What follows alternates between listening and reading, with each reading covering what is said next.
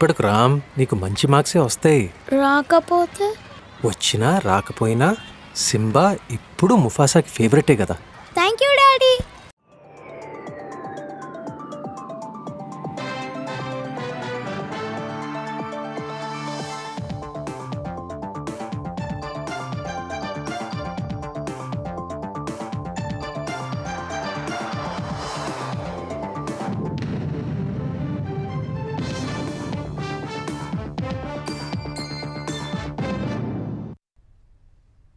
నమస్కారం, ETV news కు స్వాగతం. ముఖ్యాంశాలు. కొమ్మినేని రిమాండ్ రిపోర్టులో విస్తుపోయే విషయాలు. అమరావతి మహిళల ఆత్మ గౌరవాన్ని దెబ్బతీయాలన్న కుట్ర ఉందని పోలీసుల వెల్లడి.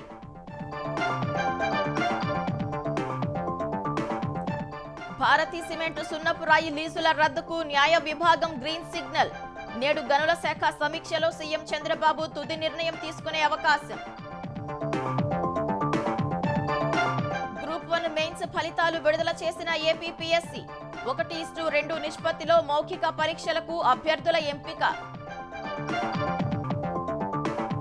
తెలంగాణలో కొలిక్కి రాని మంత్రుల శాఖల కేటాయింపు.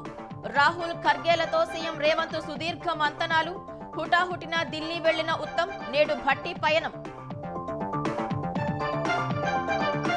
నేడు కాళేశ్వరం కమిషన్ ముందుకు కేసీఆర్. రీ ఇంజనీరింగ్, ఆర్థిక అంశాలపై ప్రశ్నించే అవకాశం. మాజీ సీఎంతో వెళ్లనున్న పలువురు ముఖ్య నేతలు. అంతర్జాతీయ సినీ సిటీగా హైదరాబాద్ అభివృద్ధి. డిపిఆర్ సిద్ధం చేయాలన్న మంత్రివర్గ ఉపసంఘం. గద్దర్ అవార్డుల ప్రధానోత్సవ ఏర్పాట్లపై సమీక్ష.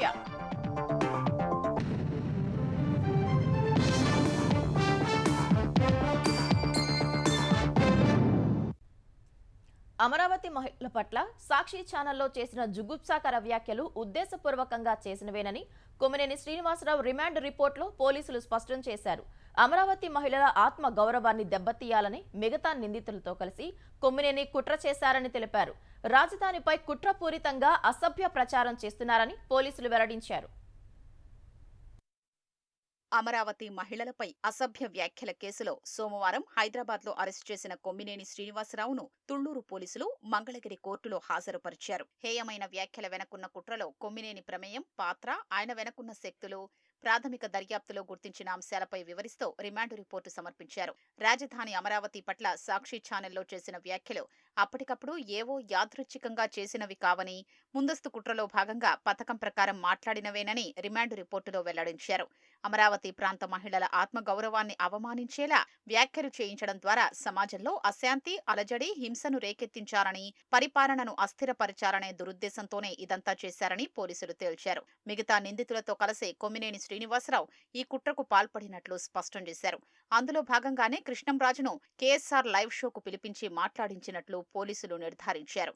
అమరావతి ప్రాంత మహిళలపై సాక్షి ఛానల్లో చేసిన జుగుప్సాకర వ్యాఖ్యల వెనుక ఉన్న భారీ కుట్రను వెలికి తీసేందుకు సమగ్ర దర్యాప్తు అవసరమని, ఈ కుట్రలో సాక్షి టీవీ యాజమాన్యం సహా ఇంకా ఎవరెవరు భాగస్వాములయ్యారో గుర్తించాలని రిమాండ్ రిపోర్టులో పోలీసులు వెల్లడించారు. అమరావతి మహిళల్ని ఉద్దేశించి కృష్ణంరాజు చేసిన జుగుప్సాకర వ్యాఖ్యల్ని కొమ్మినేని ప్రోత్సహించారని రిమాండ్ రిపోర్టులో తెలిపారు. వాటిని మరింతగా కొనసాగించేలా ప్రేరేపించారని, కృష్ణంరాజు ఏం మాట్లాడతారో కొమ్మినేనికి ముందే తెలుసని నివేదించారు. ఆయన సహకారంతోనే కృష్ణంరాజు ఈ వ్యాఖ్యలు చేశారని స్పష్టం చేశారు. సాక్షి టీవీ ఛానల్లో సీనియర్ వ్యాఖ్యాత అయిన కొమ్మినేని అతన్ని నియంత్రించలేదని రిమాండ్ రిపోర్టులో తెలిపారు.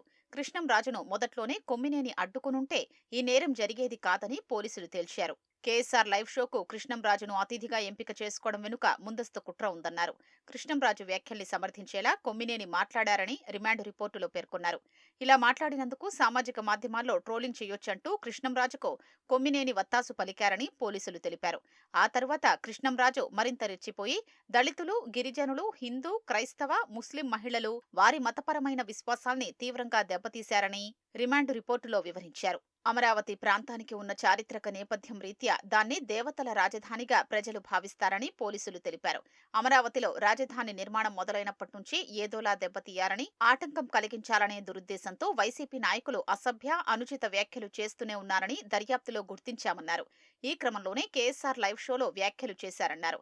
సాక్షి టీవీ ఛానల్, స్టూడియో పూర్తిగా కొమ్మినేని శ్రీనివాసరావు, సాక్షి యాజమాన్యం నియంత్రణలో ఉన్నాయని తెలిపారు. ఆయన్ను అరెస్టు చేయకపోతే పదే పదే ఇలాంటి నేరాలకు పాల్పడే అవకాశం ఉందని, కుల ఘర్షణలు, మత సామరస్యం దెబ్బతీసి ప్రజల్లో అశాంతిని రేకెత్తించే, అమరావతి ప్రాంత మహిళల్ని అవమానించే నేరాలకు పాల్పడే ప్రమాదముందని అభిప్రాయపడ్డారు. సాక్షి టీవీ స్టూడియో ఫుటేజీ, ఆన్లైన్ ఆధారాలు కొమ్మినేని, సాక్షి యాజమాన్యం ఆధీనంలోనే ఉన్నాయని, వాటిని తారుమారు లేదా మాయం చేస్తారని పోలీసులు అనుమానం వ్యక్తం చేశారు. కొమ్మినేని శ్రీనివాసరావు అత్యంత పలుకుబడి కలిగిన వ్యక్తని, ఆయన సాక్షుల్ని ప్రభావితం చేసే, బెదిరించే అవకాశం ఉందని పోలీసులు పేర్కొన్నారు. ఆయన్ని అరెస్టు చేయకపోతే విదేశాలకు పారిపోవచ్చన్నారు. ఈ నేరపూరిత కుట్రకు బీజం ఎక్కడా, ఎలా పడింది, దీనిలో ఎవరెవరు భాగస్వాములనేది పూర్తిగా కొమ్మినేనికి తెలుసని పోలీసులు వెల్లడించారు. వివరాలు రాబట్టాలంటే ఆయన్ను కస్టడీకి తీసుకుని ప్రశ్నించాలని, ఆయన ప్రవర్తన చూస్తుంటే మళ్లీ ఇలాంటి నేరాలకు పాల్పడే అవకాశమే కనిపిస్తోందని కోర్టుకు వివరించారు. ఈ కేసులో ప్రధాన నిందితుడైన కృష్ణంరాజు పరారీలో ఉన్నారని, ఆయనతో పాటు సాక్షి టీవీ యాజమాన్యం పాత్రపైనా విచారించాలని రిపోర్టులో పోలీసులు తెలిపారు. ఈ నేరపూరిత కుట్రకు సంబంధించి డిజిటల్, సాంకేతిక ఆధారాల్ని సేకరించాల్సిన అవసరం ఉందని రిమాండ్ రిపోర్టులో కోర్టుకు నివేదించారు. అమరావతి మహిళలపై అనుచిత వ్యాఖ్యలు చేయడంపై గుంటూరు జిల్లా తుళ్లూరు పోలీసులు నమోదు చేసిన కేసులో నిందితుడు కృష్ణంరాజు ఏపీ హైకోర్టులో ముందస్తు బెయిల్ పిటిషన్ వేశారు. పోలీసులు తన కోసం వెతుకుతున్నారని, అరెస్టు చేసి బాధించాలని చూస్తున్నారని హైకోర్టుకు తెలిపారు. విజయవాడ, అమరావతి చుట్టుపక్కల తనకు స్థిర చరాస్తులు ఉన్నాయన్న కృష్ణంరాజు పోలీసు దర్యాప్తునకు సహకరించేందుకు సిద్ధంగా ఉన్నానన్నారు. హైకోర్టు ఈ నెల 12న పిటిషన్పై విచారణ జరపనుంది.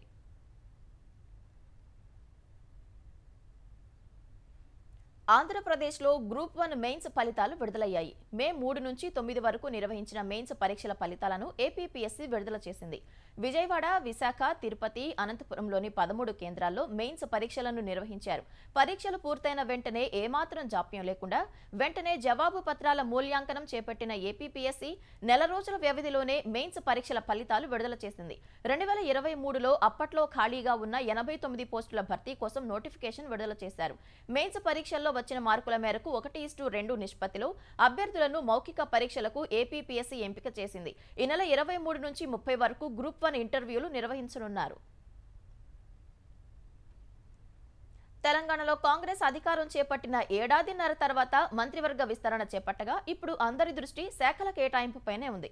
మంత్రుల శాఖల్లో సమూల మార్పులు జరుగుతాయా, విస్తరణలో కొత్తగా పదవులు దక్కించుకున్న వారికే శాఖల కేటాయింపుల వరకే ప్రక్రియ పరిమితమవుతుందా అన్నది చర్చనీయాంశంగా మారింది. ఒకరిద్దరు మంత్రుల విషయంలో పార్టీ అధిష్టానం అసంతృప్తితో ఉందని, వారి శాఖల్లో మార్పులు జరగవచ్చనే ప్రచారం పార్టీ వర్గాల్లో జరుగుతోంది. మంత్రివర్గ విస్తరణపై ముఖ్యమంత్రి రేవంత్ రెడ్డి పర్యటన కొనసాగుతోంది. సోమవారం ఢిల్లీ వెళ్లిన ముఖ్యమంత్రి రేవంత్ రెడ్డి ఏఐసీసీ సంస్థాగత వ్యవహారాల ప్రధాన కార్యదర్శి కేసీ వేణుగోపాల్, ఏఐసీసీ అధ్యక్షుడు మల్లికార్జున ఖర్గేతో చర్చలు జరిపారు. అనంతరం అగ్రనేత రాహుల్ గాంధీ, మల్లికార్జున ఖర్గేలతో రేవంత్ రెడ్డి సుదీర్ఘ మంతనాలు జరిపినట్లు తెలిసింది. దాదాపు 2 గంటలు చర్చలు జరిపినా శాఖలపై స్పష్టత రాలేదని సమాచారం. కేసీ వేణుగోపాల్, ఖర్గేలతో జరిగిన చర్చల్లో ఒకరిద్దరు మంత్రుల పనితీరుపై లోతుగా చర్చ జరిగినట్లు తెలిసింది. శాఖల కేటాయింపుపై మరింత కసరత్తు కోసం అందుబాటులో ఉండాలని ఆయన్ను అధిష్టానం పెద్దలు కోరి ఉండొచ్చని పార్టీ నాయకులు చెబుతున్నారు. నీటిపారుదల శాఖ మంత్రి ఉత్తమ్ కుమార్ రెడ్డి మంగళవారం రాత్రి ఢిల్లీ వెళ్లారు. వేగంగా జరుగుతున్న పరిణామాల నేపథ్యంలో ఆయనే వెళ్లారా లేక అధిష్టానం పిలిచిందా అన్న దానిపై స్పష్టత లేదు. ఉప ముఖ్యమంత్రి భట్టి నేడు హస్తిన వెళ్లనున్నట్లు తెలిసింది. మంత్రివర్గ విస్తరణలో వివేక్, శ్రీహరి, లక్ష్మణ్ కుమార్ కు చోటు లభించగా అవకాశం కోసం ఎదురు చూసినా రానివారు అసంతృప్తితో ఉన్నారు. వారిని బుజ్జగించే పనిలో నిమగ్నమై ఉండగా ఇప్పుడు శాఖల కేటాయింపుపై అధిష్టానం విస్తృతంగా చర్చలు జరపడం ప్రాధాన్యం సంతరించుకుంది. ఇద్దరు కీలక మంత్రుల వద్ద 2 ముఖ్య శాఖలు ఉన్నాయి. ఓ మంత్రి నుంచి ప్రధానమైన ఓ శాఖను మార్చి ప్రస్తుతం ముఖ్యమంత్రి వద్ద ఉన్న ఓ శాఖను ఆయనకు ఇవ్వొచ్చని ప్రచారం ఉంది. అయితే ఆయన పనితీరుపై అధిష్టానం అసంతృప్తితో ఉన్నట్లు సమాచారం. జనవరిలో మంత్రులతో నిర్వహించిన సమావేశంలోనూ అసంతృప్తి వ్యక్తం చేసినట్లు తెలిసింది. మరో సీనియర్ మంత్రి వద్ద ఉన్న 2 శాఖల్లో ఒకదాన్ని ఇంకో మంత్రికిచ్చి ఆయన వద్ద ఉన్న శాఖను ఇతనికిచ్చే అవకాశం ఉన్నట్లు ప్రచారంలో ఉంది. మంత్రుల శాఖలు మార్చడానికి నిర్ణయిస్తే సమూల మార్పులకు దారితీస్తుందని, ఇది కొత్త సమస్యల్ని సృష్టించే అవకాశం ఉందని కొందరు పార్టీ నాయకులు ఆందోళన వ్యక్తం చేస్తున్నారు. వీలైనంత తక్కువ మార్పులు చేయడం లేదా కొత్త వారికి శాఖలు కేటాయించడం వరకే పరిమితం కావాలని సీఎం సూచించినట్లు ప్రచారం జరుగుతున్నా ఆ విషయంలో స్పష్టత లేదు. కొత్త మంత్రులకు ముఖ్యమైన శాఖలు కేటాయించాలనే అభిప్రాయంతో అధిష్టానం ఉన్నట్లు తెలుస్తోంది. మంత్రివర్గ విస్తరణలో చోటు దక్కని వారితో పాటు ఓ మంత్రి అసంతృప్తితో ఉన్నట్లు ప్రచారంలో ఉంది. తాజాగా మంత్రివర్గంలో చేరిన ఓ నాయకుడు తనకు కీలక శాఖ అప్పగించారని అధిష్టానాన్ని కోరుతున్నట్లు తెలుస్తోంది. మంత్రివర్గంలో కొత్తగా చేరిన వివేక్ ఢిల్లీలో కేసీ వేణుగోపాల్, ఖర్గేలతో పాటు రేవంత్ రెడ్డిని కలిశారు. మంత్రులకు శాఖల కేటాయింపుపై అధిష్టానంతో ముఖ్యమంత్రి చర్చలు జరుపుతున్నట్లు వివేక్ పేర్కొన్నారు. కాళేశ్వరం కమిషన్ ముందు బీఆర్ఎస్ అధినేత మాజీ ముఖ్యమంత్రి కేసీఆర్ నేడు హాజరు కానున్నారు. కాళేశ్వరం ప్రాజెక్టులో భాగంగా నిర్మించిన మేడిగడ్డ, అన్నారం, సుందిళ్ల ఆనకట్టలకు సంబంధించిన అంశాలపై జస్టిస్ పీసీ ఘోష్ నేతృత్వంలోని కమిషన్ విచారణ చేస్తోంది. ఇప్పటి వరకు ఇంజనీర్లు, అధికారులు, నిర్మాణ సంస్థలు, ఇతరులను విచారణ చేసిన కమిషన్ ప్రస్తుత విడతలో విధానపర నిర్ణయాలకు సంబంధించి నాటి ప్రభుత్వ పెద్దలను విచారణ చేస్తోంది. మాజీ ఆర్థిక, నీటిపారుదల శాఖల మంత్రులు ఈటెల రాజేందర్, హరీష్ రావు ఇప్పటికే కమిషన్ ముందు హాజరయ్యారు. ఇప్పటి వరకు జస్టిస్ పీసీ ఘోష్ కమిషన్ మొత్తం 114 మందిని విచారణ చేసి సాక్ష్యాలు నమోదు చేసింది. నేడు మాజీ ముఖ్యమంత్రి కేసీఆర్ ను కమిషన్ విచారణ చేయనుంది. 2014 జూన్ 2వ తేదీ నుంచి రాష్ట్ర ముఖ్యమంత్రిగా ఉన్న కేసీఆర్ 2వ దఫాలో నీటిపారుదల శాఖ బాధ్యతలను కూడా చూశారు. కొన్నాళ్లు ఆర్థిక శాఖ కూడా ఆయన వద్దే ఉంది. కాళేశ్వరం ప్రాజెక్టు ప్రారంభోత్సవ సమయంతో పాటు మేడిగడ్డ పియర్స్ కుంగే వరకు నీటిపారుదల శాఖ కేసీఆర్ వద్దే ఉంది. కేసీఆర్ ను ప్రశ్నించనున్న జస్టిస్ పీసీ ఘోష్ ఆనకట్టలకు సంబంధించిన అంశాలపై ఆరా తీస్తారు. ప్రాణహిత, చేవెళ్ల నుంచి కాళేశ్వరం ప్రాజెక్టుకు రీ ఇంజనీరింగ్, 3 ఆనకట్టల నిర్మాణం, ఒప్పందాలు, కాళేశ్వరం కార్పొరేషన్ ఏర్పాటు, ఆర్థికపరమైన అంశాలు, బ్యారేజీల్లో నీటి నిల్వ తదితర అంశాలపై కేసీఆర్ ను జస్టిస్ పీసీ ఘోష్ ప్రశ్నించే అవకాశం ఉంది. నేడు ఉదయం ఎర్రవల్లి నుంచి కేసీఆర్ నేరుగా బీఆర్కే భవన్లోని కమిషన్ కార్యాలయానికి చేరుకుంటారు. కేసీఆర్ విచారణ సందర్భంగా బీఆర్ఎస్ నేతలు, కార్యకర్తలు పెద్ద ఎత్తున అక్కడికి తరలివచ్చే అవకాశం ఉంది. తెలంగాణలో నమోదైన ఫోన్ అక్రమ ట్యాపింగ్ కేసులో నేడు మరోసారి సిట్ విచారణకు ప్రధాన నిందితుడు ప్రభాకర్ రావు హాజరు కానున్నారు. సోమవారం నాడు 8 గంటల పాటు ప్రభాకర్ రావును సుదీర్ఘంగా విచారించిన పోలీసులకు అతను పూర్తిగా సహకరించకపోవడంతో మరోసారి నేడు మళ్లీ విచారణకు రావాలని తెలిపారు. ఫోన్ అక్రమ ట్యాపింగ్ కు తాను ఆదేశించినట్లు ఆధారాలు ఏమున్నాయో చూపాలన్న రీతిలో ప్రభాకర్ రావు విచారణకు హాజరైన సందర్భంగా వ్యవహరించినట్లుగా తెలుస్తోంది. ప్రభాకర్ రావును ప్రశ్నించేందుకు ప్రత్యేక దర్యాప్తు బృందం ప్రశ్నావళిని సిద్ధం చేసుకున్నట్లు తెలుస్తోంది. ఆయన ఉద్యోగ విరమణ పొందిన తర్వాత కూడా కొనసాగించడం వెనుక కారణాలపై విచారణ కొనసాగే అవకాశం ఉంది. నిబంధనలకు విరుద్ధంగా భారతీ సిమెంట్ కు కేటాయించిన సున్నపురాయి లీజుల రద్దుకు రంగం సిద్ధమవుతోంది. వేలం విధానంలో లీజులు పొందాల్సి ఉండగా అందుకు విరుద్ధంగా పాత దరఖాస్తులతో గతేడాది ఎన్నికల నోటిఫికేషన్ కు కొద్ది రోజుల ముందు మొత్తం 744 ఎకరాల్లో 2 సున్నపురాతి గనులను జగన్ ప్రభుత్వం భారతీ సిమెంట్ కు కేటాయించింది. వీటిపై కేంద్ర గనుల శాఖ వివరణ కోరటంతో ఇప్పుడు కూటమి ప్రభుత్వం చర్యలకు సిద్ధమైంది. న్యాయ విభాగం కూడా లీజుల రద్దుకు గ్రీన్ సిగ్నల్ ఇవ్వడంతో గనుల శాఖపై నేడు సీఎం చంద్రబాబు నిర్వహించే సమీక్షా సమావేశంలో దీనిపై తుది నిర్ణయం తీసుకునే అవకాశం ఉన్నట్లు తెలుస్తోంది. వైఎస్సార్ కడప జిల్లాలోని కమలాపురం, ఎర్రగుంట్ల మండలాల్లో సున్నపురాయి గనులను రఘురామ సిమెంట్స్ సేకరించింది. తర్వాత వైఎస్సార్ హయాంలో 2009లో రఘురామ్ సిమెంట్ ను భారతీ సిమెంట్ కార్పొరేషన్ కొనుగోలు చేసింది. రఘురామ్ పేరిట 744 ఎకరాల్లో ఉన్న 2 సున్నపురాయి లీజులు తమకు కేటాయించాలని దరఖాస్తు చేసుకుంది. ఆ సంస్థకు అప్పట్లో ప్రభుత్వం లెటర్ ఆఫ్ ఇంటెంట్ LOI మంజూరు చేసింది. LOI ఇచ్చాక అన్ని అనుమతులు తెచ్చుకుంటేనే లీజు మంజూరు చేస్తారు. అయితే ఆ కంపెనీ అనుమతులు పొందలేకపోయింది. ఆ తర్వాత 2015లో కేంద్రం ప్రధాన ఖనిజాల విషయంలో కీలక సవరణలు చేసింది. 2015 జనవరి నాటికి LOIలు పొందిన లీజులకు 2 ఏళ్లలో అన్ని అనుమతులు తెచ్చుకోవాలని, లేకపోతే అవి రద్దవుతాయని స్పష్టం చేసింది. అయితే భారతీ సిమెంట్ అనుమతులు పొందలేదు. రఘురామ్ సిమెంట్స్ నుంచి భారతీ సిమెంట్ కార్పొరేషన్ గా మారిన విషయాన్ని తెలియజేయనందున LOI విత్డ్రా చేసుకుంటున్నట్లు ఏపీ ప్రభుత్వం 2016లో తాకీదిచ్చింది. దీనిపై భారతీ సిమెంట్ హైకోర్టును ఆశ్రయించగా స్టేటస్ కో వచ్చింది. తర్వాత 2021లో కేంద్రం మరో సవరణ తెచ్చింది. ఖనిజాన్వేషణ లీజు పొంది తర్వాత మైనింగ్ లీజుకు దరఖాస్తు చేసుకున్న వాళ్లు అన్ని అనుమతులు తెచ్చుకోవాలని, లేకపోతే లీజు రద్దవుతుందని పేర్కొంది. అసోసియేటెడ్ సిమెంట్ కంపెనీస్ లిమిటెడ్ ఏసీసీకు వైఎస్ఆర్ కడప జిల్లా మైలవరం మండలంలో 2463 ఎకరాల్లో సునప్రాయ్ లీజుకు 2010లో అప్పటి ప్రభుత్వం ఎల్ఓఈ జారీ చేసింది. ఆ సంస్థ 2017 నాటికి కూడా అన్ని అనుమతులు పొందలేకపోయింది. లీజు రద్దు కానుండడంతో హైకోర్టును ఆశ్రయించింది. తర్వాత 2022లో ఏసీసీ సిమెంట్స్ ను అదానీ సిమెంట్స్ చేజిక్కించుకుంది. అప్పటి నుంచి అదానీ కంపెనీ లీజు పొందేందుకు ప్రయత్నాలు ఆరంభించింది. దరఖాస్తుదారు వాదన విని నిర్ణయం తీసుకోవాలని హైకోర్టు 2023లో ఆదేశాలిచ్చింది. అనంతరం ఏసీసీకి 2463 ఎకరాల్లో లీజు కేటాయిస్తూ గత ప్రభుత్వం 2023 నవంబర్ 15న ఉత్తర్వు జారీ చేసింది. ఈ ఆదేశాలనే భారతీయ సిమెంట్ తనకు అనుకూలంగా మలుచుకుంది. భారతీయ సిమెంట్ లీజుల విషయంలో కూడా ఆ కంపెనీ వాదన విని నిర్ణయం తీసుకోమని హైకోర్టు 2023లో ఆదేశాలిచ్చింది. ఏసీసీ సిమెంట్స్ కు ఎలా లీజు ఇచ్చారో అలాగే భారతీయ సిమెంట్ కూడా 2 లీజులు మంజూరు చేయొచ్చని అడ్వకేట్ జనరల్ అభిప్రాయపడ్డారు. అలా భారతీయ సిమెంట్ కు 2 లీజులు మంజూరు చేస్తూ 2024 ఫిబ్రవరి 2న ప్రభుత్వం ఉత్తర్వులు జారీ చేసింది. భారతీయ సిమెంట్ 2 లీజులకు, ఏసీసీ అదానీ, రామ్కో సిమెంట్స్ కొత్త లీజులకు మైనింగ్ ప్లాన్ అనుమతుల కోసం Indian Bureau of Mines IBM కు దరఖాస్తు చేసుకున్నాయి. అయితే ఐబీఎం ఆశ్చర్యం వ్యక్తం చేసింది. 2015 నుంచి కొత్త లీజులను వేలం ద్వారా మంజూరు చేయాలని, దరఖాస్తుల ఆధారంగా ఎలా ఇచ్చారని ప్రశ్నించింది. దీనిపై ఐబీఎం కేంద్ర గనుల శాఖకు ఫిర్యాదు చేసింది. ఆ శాఖ వీటిపై కూటమి ప్రభుత్వాన్ని వివరణ కోరింది. చివరకు ఈ 4 లీజులపై అభిప్రాయం చెప్పాలని ఏపీ ప్రభుత్వం న్యాయ విభాగాన్ని కోరింది. భారతీయ సిమెంట్ లీజులను రద్దు చేయొచ్చంటూ న్యాయ విభాగం ఇటీవల అభిప్రాయాన్ని వ్యక్తం చేసినట్లు తెలిసింది. ఏసీసీ, రామ్కో సిమెంట్ కు సంబంధించిన లీజులపై ఇంకా అభిప్రాయం వెల్లడించలేదు. ఈ క్రమంలో తొలుత భారతీయ సిమెంట్ లీజులను రద్దు చేయనున్నట్లు తెలుస్తోంది. గనుల శాఖపై సీఎం చంద్రబాబు నేడు సమీక్ష నిర్వహించనున్నారు. భారతీయ సిమెంట్ లీజులపై న్యాయ విభాగం అభిప్రాయాన్ని అధికారులు సీఎం దృష్టికి తీసుకెళ్లి ఆయన ఆదేశాలతో నిర్ణయం తీసుకుంటారని తెలుస్తోంది. ఘన వ్యర్థాల ప్లాంట్ల అధ్యయనం కోసం ఉత్తరప్రదేశ్లో పర్యటిస్తున్న ఏపీ పురపాలక శాఖ మంత్రి నారాయణ నేతృత్వంలోని బృందం అక్కడ ఆ రాష్ట్ర ముఖ్యమంత్రి యోగి ఆదిత్యనాథ్తో భేటీ అయింది. లక్నోలోని కాళిదాస మార్గులో ఉన్న యూపీ సీఎం నివాసంలో ఈ భేటీ జరిగింది. ఉత్తరప్రదేశ్లో ఘన వ్యర్థాల నిర్వహణను అధికారులు మంత్రి నారాయణకు వివరించారు. ఏపీలో సాలిడ్ వేస్ట్ మేనేజ్మెంట్ కొరకు ఉపయోగిస్తున్న పద్ధతులను సీఎం యోగి ఆదిత్యనాథ్కు మంత్రి నారాయణ అధికారులు తెలిపారు.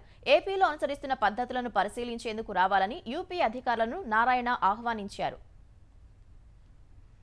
హైదరాబాద్ను అంతర్జాతీయ సినీ సిటీగా అభివృద్ధి చేసేందుకు అవసరమైన సమగ్ర ప్రాజెక్టు రిపోర్టు డీపీఆర్ సిద్ధం చేయాలని అధికారులను మంత్రివర్గ ఉపసంఘం ఆదేశించింది. సినీ రంగంపై డిప్యూటీ సీఎం భట్టి విక్రమార్క, మంత్రులు కోమటిరెడ్డి వెంకటరెడ్డి, శ్రీధర్ బాబుతో కూడిన కేబినెట్ సబ్ కమిటీ సమావేశమైంది. జాతీయ, అంతర్జాతీయ సినీ పరిశ్రమలను ఆకర్షించేలా హైదరాబాద్ను తీర్చిదిద్దాలని కేబినెట్ సబ్ కమిటీ పేర్కొంది. సినిమా షూటింగ్లకు పోలీస్, ఫైర్, మున్సిపాలిటీ తదితర శాఖల అనుమతులన్నీ సింగిల్ విండో పద్ధతిలో అందేలా ఏర్పాట్లు చేయాలని అధికారులను మంత్రులు ఆదేశించారు. అనుమతులు పొందేందుకు ఫిల్మ్ డెవలప్మెంట్ కార్పొరేషన్లో ఒక అధికారిని ప్రత్యేకంగా నియమించాలని భట్టి విక్రమార్క సూచించారు. థియేటర్లలో తినుబండారాల ధరలను నియంత్రించాలని అధికారులకు మంత్రులు స్పష్టం చేశారు. ఫిల్మ్ డెవలప్మెంట్ కార్పొరేషన్కు గతంలో ప్రభుత్వం కేటాయించిన 50 ఎకరాలు ప్రస్తుతం ఏ దశలో ఉన్నాయో తెలపాలని ఆదేశించారు. ఈ నెల 14న గద్దర్ ఫిల్మ్ అవార్డుల ఫంక్షన్ను అత్యంత ఘనంగా నిర్వహించాలని తెలిపారు.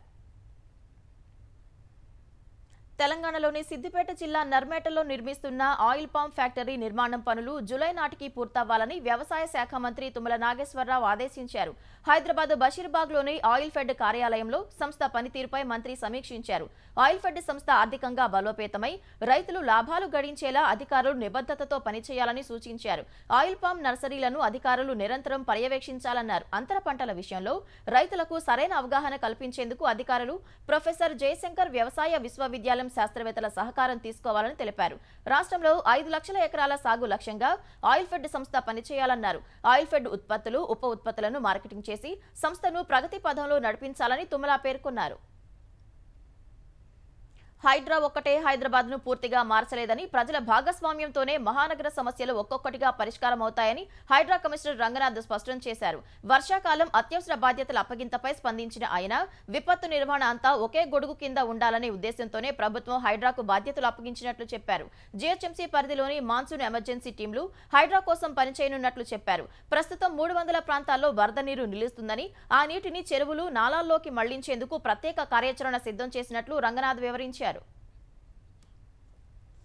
భారత వ్యోమగామి శుభాంశు శుక్లా రోదసి యాత్ర మరోసారి వాయిదా పడింది. యాక్సియం 4 మిషన్ కింద మరో 3 వ్యోమగాములతో కలిసి ఇవాళ సాయంత్రం నింగిలోకి పయనం కావాల్సి ఉంది. అయితే సాంకేతిక సమస్య కారణంగా మరోసారి ప్రయోగం వాయిదా పడినట్లు స్పేస్ ఎక్స్ వెల్లడించింది. ప్రయోగ తేదీని త్వరలో ప్రకటించనున్నట్లు పేర్కొంది. స్పేస్ ఎక్స్ సంస్థలకు చెందిన డ్రాగన్ వ్యోమనౌకలో వీరంతా రోదసిలోకి వెళ్తున్నారు. ఈ స్పేస్ క్యాప్సూల్ ను ఫాల్కన్ 9 రాకెట్ నింగిలోకి మోసుకెళ్తోంది. గత 11 ఏళ్లలో భారత రక్షణ రంగంలో గణనీయమైన మార్పులు చోటు చేసుకున్నాయని ప్రధాని నరేంద్ర మోదీ తెలిపారు. రక్షణ ఉత్పత్తుల ఆధునీకరణ, స్వావలంబన అనే 2 అంశాలపై ప్రధానంగా ప్రభుత్వం దృష్టి సారించిందని మోదీ ఎక్స్లో పేర్కొన్నారు. భారతదేశాన్ని బలోపేతం చేయాలనే సంకల్పంతో ప్రజలంతా ఐకమత్యంతో ఎలా వస్తున్నారో చూడటం ఎంతో ఆనందంగా ఉందని హర్షం వ్యక్తం చేశారు. మోదీ మార్గదర్శకత్వంలో 11 ఏళ్లలో శక్తి, భాగస్వామ్యాలు, పురోగతి అనే 3 అంశాల్లో భారత్ వృద్ధి సాధించిందని అంతకుముందు ప్రభుత్వ వెబ్సైట్ మైగోవ్ ఇండియా తెలిపింది. రక్షణ సామర్థ్యాలను భారత్ విప్లవాత్మకంగా మెరుగుపరుచుకోవటమే గాక ప్రపంచ దేశాలతో వ్యూహాత్మక భాగస్వామ్యాలు, వాణిజ్యాలను బలపరుచుకుందని పేర్కొంది. ఒకేసారి స్వాతంత్ర్యం పొందిన భారత్ ప్రజాస్వామ్యానికి తల్లి లాంటిదైతే పాకిస్తాన్ ప్రపంచంలోని ఉగ్రవాదానికి తండ్రి వంటిదని రక్షణ శాఖ మంత్రి రాజ్నాథ్ సింగ్ అన్నారు. డెహ్రాడూన్లో జరిగిన ఓ కార్యక్రమంలో పాల్గొన్న ఆయన పాకిస్తాన్ను ఉగ్రవాదుల కర్మాగారమని అభివర్ణించారు. ఉగ్రవాదాన్ని పెంచి పోషిస్తున్న పాక్ అంతర్జాతీయ సమాజం నిధులు అందించడం ఆపాలని కోరారు. పాకిస్తాన్కు నిధులు ఇవ్వడమంటే ఉగ్రవాదానికి మౌలిక వస్తువులు సమకూర్చడమే అని తెలిపారు. ఉగ్రవాద నిర్మూలనకు పాక్పై ప్రపంచ దేశాలు దౌత్య, ఆర్థికపరమైన ఒత్తిడి తీసుకురావాలన్నారు. ఉగ్రవాదాన్ని ప్రపంచాన్ని పీడిస్తున్న అంటువ్యాధిగా తెలిపిన రాజ్నాథ్ అది కేవలం విధ్వంసం, ద్వేషాన్ని మాత్రమే సృష్టిస్తుందన్నారు. పహల్గామ్ దాడికి ప్రతిచర్యగా జరిపిన ఆపరేషన్ సింధూర్ దేశ చరిత్రలో ఉగ్రవాదంపై తీసుకున్న అతిపెద్ద చర్యగా ప్రస్తావించారు. భారత్లో అత్యంత పేదరికం 2023తో పోల్చితే బాగా తగ్గినట్లు ఎస్బీఐ రీసెర్చ్ తాజా నివేదికలో వెల్లడించింది. 2023లో నిరుపేదలు 6.35%గా ఉండగా 2024లో 4.6%కి పరిమితమైనట్లు తెలిపింది. ₹257 ఆదాయానికి దిగువన ఉన్న వారిని నిరుపేదలుగా గుర్తిస్తారు. దీని ప్రకారం భారత్లో అత్యంత పేదల సంఖ్య బాగా తగ్గుతున్నట్లు తెలుస్తోంది. ఆర్థికంగా పలు విజయాలు సాధించిన నేపథ్యంలో దేశంలో పేదరికం తగ్గినట్లు నివేదిక పేర్కొంది. గృహ రుణ భారం కొన్ని వర్ధమాన దేశాలతో పోల్చితే తగ్గుముఖం పట్టిందని ఎస్బీఐ రీసెర్చ్ వివరించింది. ఇతర వర్ధమాన దేశాల్లో గృహ రుణ భారం 49.1% ఉండగా భారత్లో 42% ఉన్నట్లు వెల్లడించింది. ప్రస్తుతం సగటున తక్కువ రుణభారం ఉందని, అప్పులు తీసుకునే వారి సంఖ్య పెరిగిందని తెలిపింది. ఆర్బీఐ తాజాగా కీలక వడ్డీ రేటు తగ్గించడం అధిక వృద్ధి సాధించేందుకు తోడ్పడుతుందని ఎస్బీఐ రీసెర్చ్ విశ్లేషించింది. ఉత్తరప్రదేశ్లోని సహరన్పూర్లో 300 ఏళ్ల నాటి సైకస్ చెట్టు ప్రత్యేక ఆకర్షణగా నిలుస్తోంది. సాధారణంగా సైకస్ చెట్లకు కొమ్మలు ఉండవు, కాండానికే ఆకులు వస్తాయి. ఈ సైకస్ చెట్టుకు మాత్రం కొమ్మలు భారీగా పెరిగాయి. ఈ వృక్షాన్ని మొఘలుల కాలంలో నాటి ఉంటారని నిర్వాహకులు తెలిపారు. కొమ్మలు భారీగా పెరగడంతో చెట్టు విరిగిపోకుండా సిమెంట్ పిల్లర్లను ఏర్పాటు చేస్తున్నట్లు చెప్పారు. ప్రపంచంలోనే అరుదైన సైకస్ చెట్లలో ఇది ఒకటని తెలిపారు. భారత్లో ఉన్న సైకస్ చెట్లలో దీనికి మాత్రమే కొమ్మలు ఉన్నట్లు చెప్పారు.